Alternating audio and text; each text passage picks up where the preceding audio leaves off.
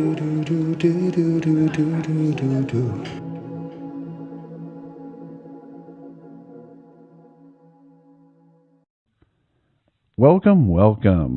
to the Red Beam Podcast, New Orleans edition. This is your host, Mr. Toad. And I'm Dr. Frog. We're talking about Goblin Slayer. Goblin Slayer. So you told me about this. I had heard something about it. One being, I think the Goblin Slayer has sold more mangas than all of the comic books in the U.S. I'm not sure if that's entirely true or not, but I had not. I heard something like the Goblin Slayer outsold all the comics or something, or. I wish I knew more about that, but I'm glad that you heard about it before watching this. This is your first time watching an episode of it. I just remember someone saying something like, this show is really intense.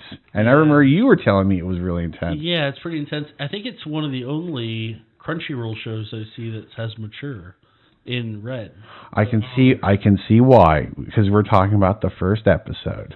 Yes, we're going to talk about the first episode today. It was interesting. What I like about it is this idea that they're like, oh, we're just going on in this adventure. It's not a big deal. And then you have this person kind of being like, just let you know, your tag says porcelain on it, and that's the lowest rank. You probably shouldn't go to these places if it's higher. Hey, you got 4 people, you got 4 porcelain adventurers, and they're off and they're confident. There's a confident guy lead with this sword, and he says, "Nah, we're going to be fine. We're going to stick together. We're all going to be great." But here's the thing: this starts like almost every single fantasy anime that I've watched, right? So similar to Sword Art Online, you're like, "Oh, okay, I get it. There's a guild. There's some jobs. Hey, we're going to go out, fight some bad guys, save the day. It's all going to be hunky dory." It's just a milk run. Nothing terrible is going to happen. You're going to watch Sword Art Online. You're going to watch, for example, the Great Cleric is like this. I was watching that. We just saw Solo Leveling, which is very similar. You take on jobs and fight all the bad guys, right? But this is not that kind of show. It starts off very cheery and upbeat. You get to meet these fantastic characters. One's She's 15, just finished, like the priesthood or something, or she got some sort of blessing, so she can do magic powers as a cleric or a priest. And she was limited to only being able to do that 3 times a day. 3 spells, and I noticed that it's not just healing.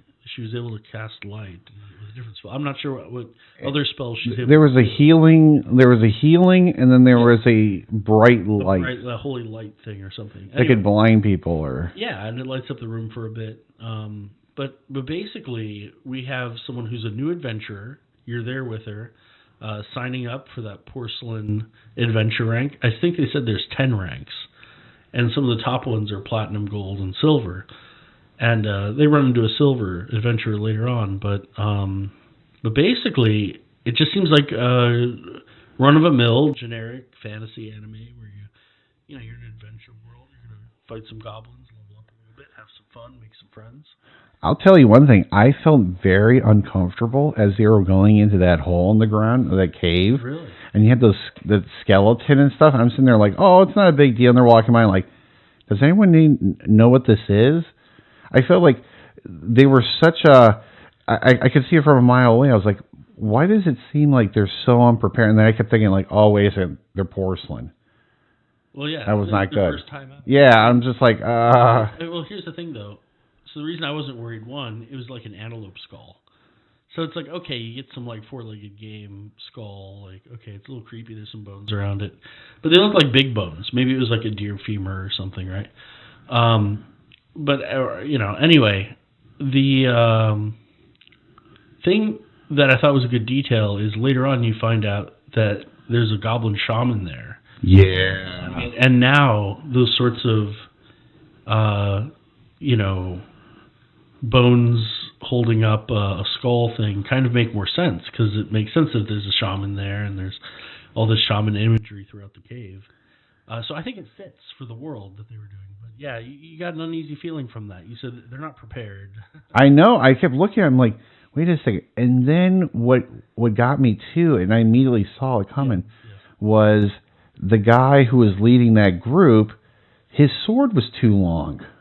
Well, I could almost spot that. You actually saw that prior to them pointing it out inside the cave. Yeah. You actually saw... I kind of saw it because the sword was almost laying on the ground. And then it was like the ceiling was not, So you're imagining like you're not going to be able to fight in this tight cave space. It's like no wonder those things had daggers. So maybe that's why you were worried. You're like, they're going into a dark place with goblins and they're not going to have enough space to swing their sword. So it's like, let me get this right. You have very little visibility. We have swords or weapons that are too large to fight accurately within a small space. I mean, I feel like we were actually talking about it. Yeah. If you were going to go into this cave, what would you say about it? Well, I would think about it for about 2 years while I trained on the very much weaker wildlife. I know, we were both the same on that. I was just telling you, I was like, I looked at that and I was like, you know what? If it was me there, I swear it would be like a montage training. Like you'd see me like killing things. Could you sleep at night knowing the horrors that were going on while you trained? So, for example, that was brought up to the leader of that porcelain group. And he said, look, there's like a nearby village and people are getting kidnapped.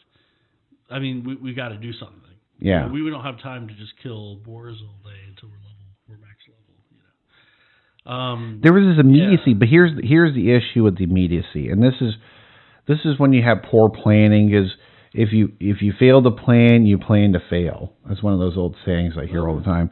And here's the thing. If you're going into an area, especially if they tell you, they're kind of like, what, you're a porcelain? You shouldn't go in there.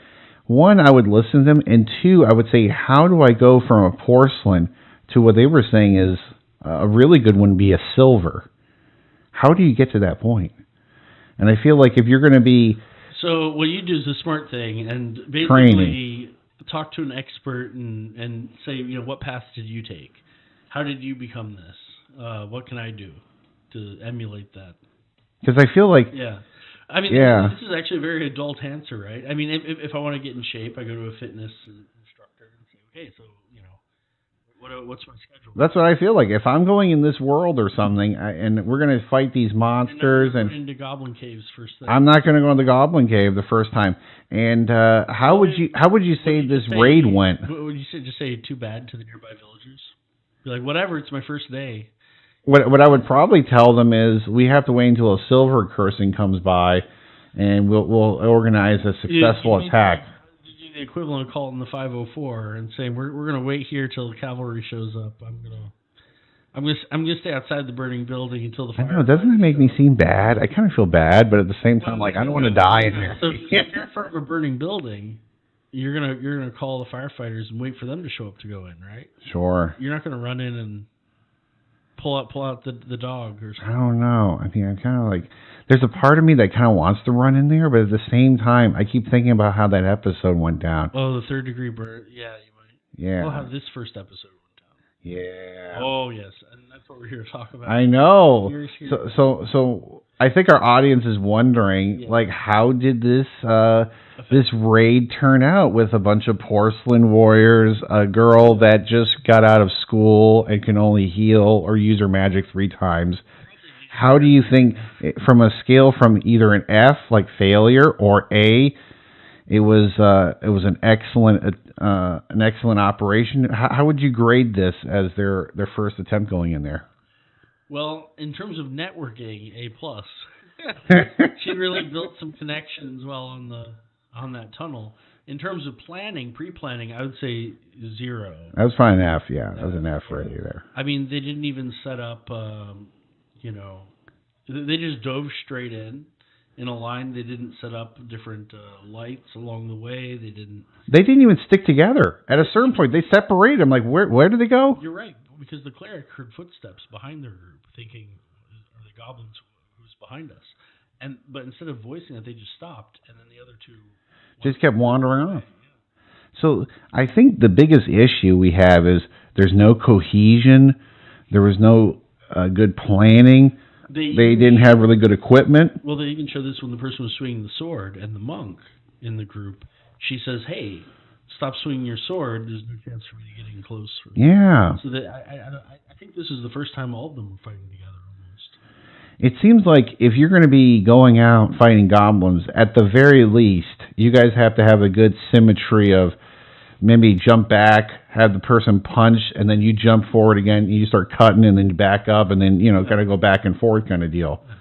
Kind of a do-si-do. So if it's a 2D fighter game, and you got that L1 to switch out your character to someone else, if you're playing Tekken Tag, you gotta take the injured person, swap them out for the healthy person. Man, this other part that got me, I just shook my head, is when the lady, the healer, she's like, hey, does anyone have a potion? They're like, nah, we didn't have enough time to get that. I remember being like, oh my gosh, oh jeez.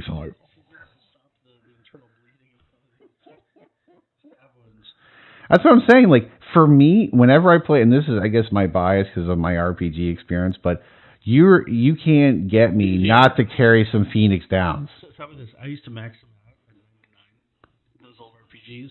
Oh, yeah. I would get the armor and be like, all right, I want all these attributes. I want to poison them, confuse them, and blind them at the same time. Figure out in the first, Final Fantasy, I'm like, all right, I don't care if I have to grind for 2 or 3 hours, but now I have max potions. That's what I'm saying. So there you go. And then if I get below 99, just fill them back up. I used to have so many Phoenix Downs and then like mega potions. So I was just sitting there like I would literally have one person drinking constantly, and then they would just punch. That was it. I think even in Final Fantasy 1, I think I found a glitch because I think that I could purchase in larger amounts. Like let's say you could purchase in a larger amount over 100, and then when you'd use the potions, it wouldn't go below 99. Oh wow! Because the game would store the potions above 99. Yeah. And as long as you're using it, it's never. And then you use that ultimate magic where you're like, I'm gonna hurl that meteorite from outer space and hit somebody with it. Yeah. But I mean, anyway, so you go into here. There's a fight, and the fights are brutal. Oh my gosh, I felt so bad for that lady. Which one? Which one? Yeah. That's right. No, the ladies, they got it pretty bad. I could definitely see why the Western media was like, no way can we have Goblin Slayer here. So one of them also is suicide. If self-deletion, as some people say. If there is like a pain when the person was poisoned where you're I think even the Goblin Slayer that they met in there said, yeah, I have the antidote, but it's too late. Yeah, because it was like they're too far gone. Into the thing. I don't know. And then that guy, he just got chopped up. I mean, it was like when the sword hit the top of the cave and 5 of them were driving at him.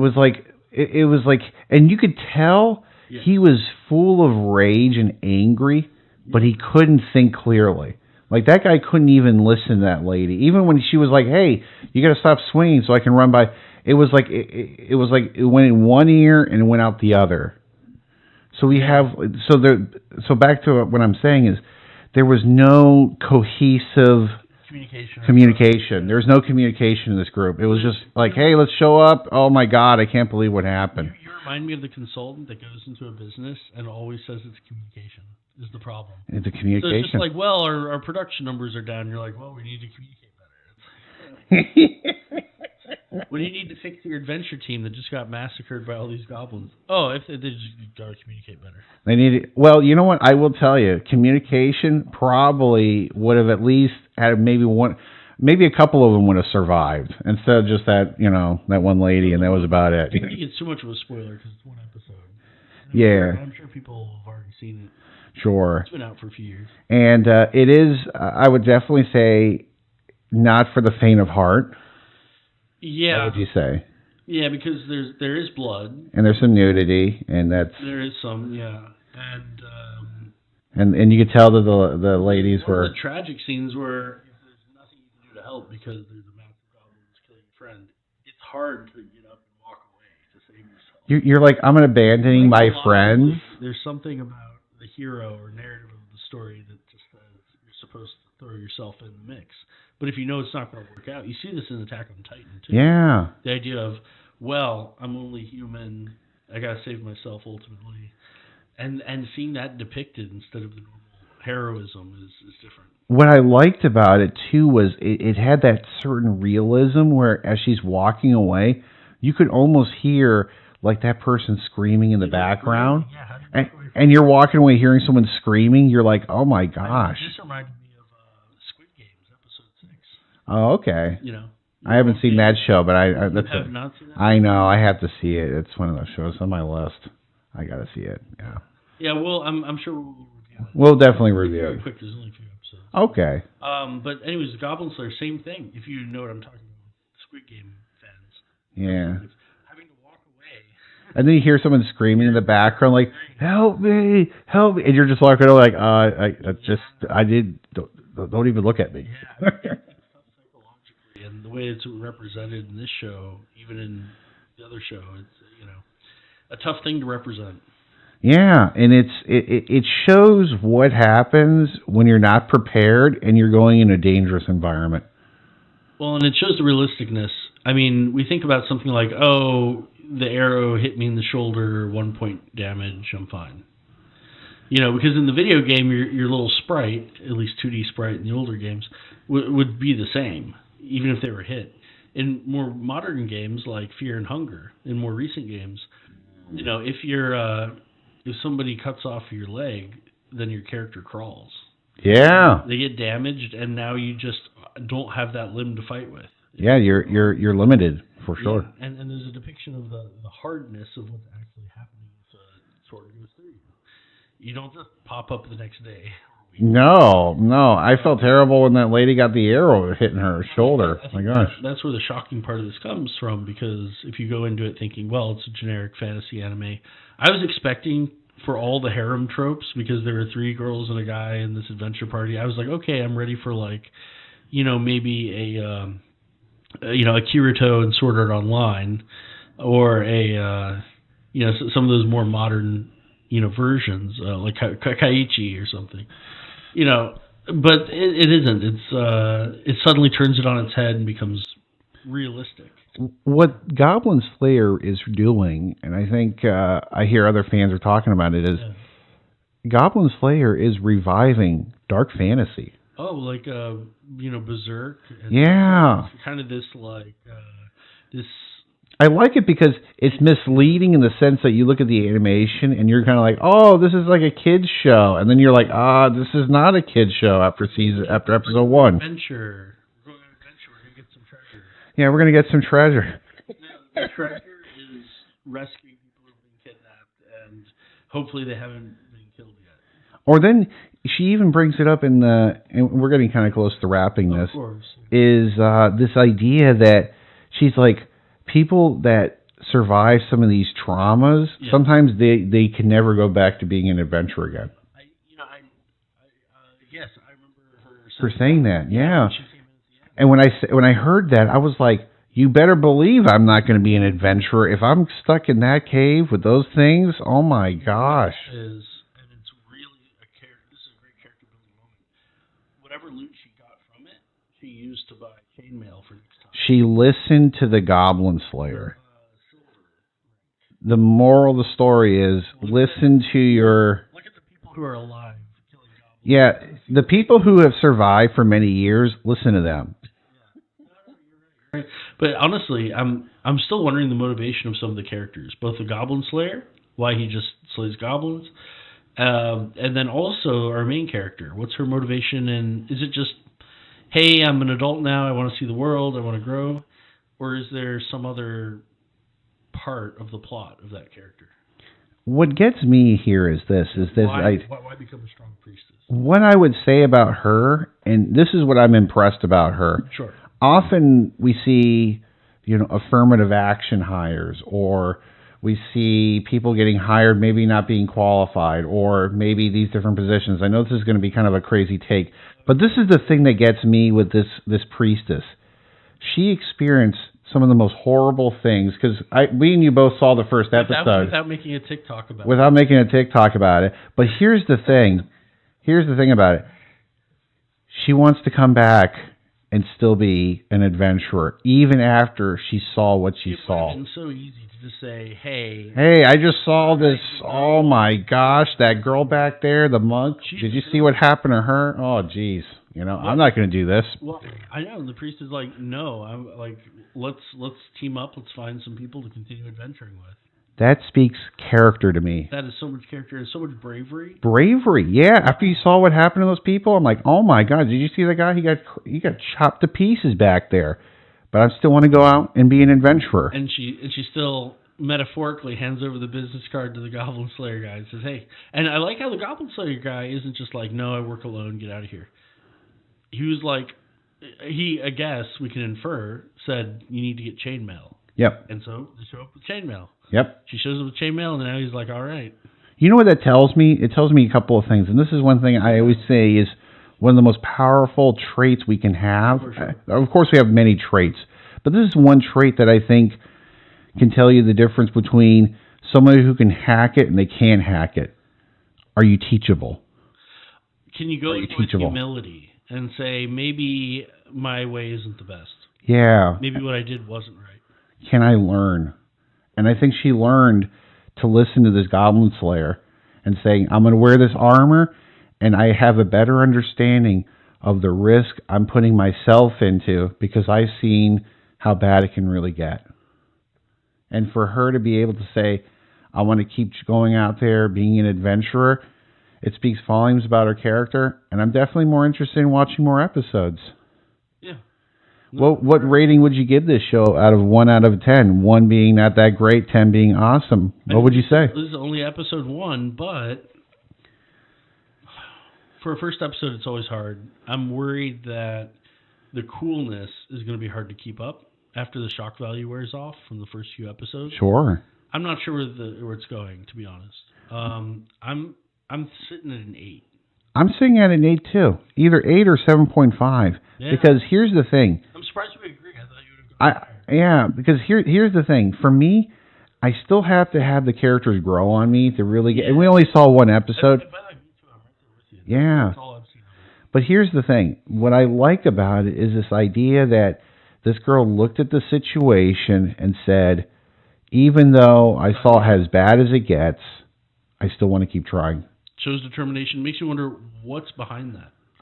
It can't just be some jolly sense of adventure that makes you want to go back out after that. No, yeah. Cause maybe there's a sick family member or something and you need to raise money for them. Or I don't know. Yeah, I don't know there has to be a motivation. So you're right. We don't know that. Yeah. And the Goblin Slayer, who doesn't say much, and I only know because I think I saw a bit of the second episode, people only know him that he only kills goblins. Even though he's a silver rank, he could kill higher ranked things, but he only sticks to killing goblins.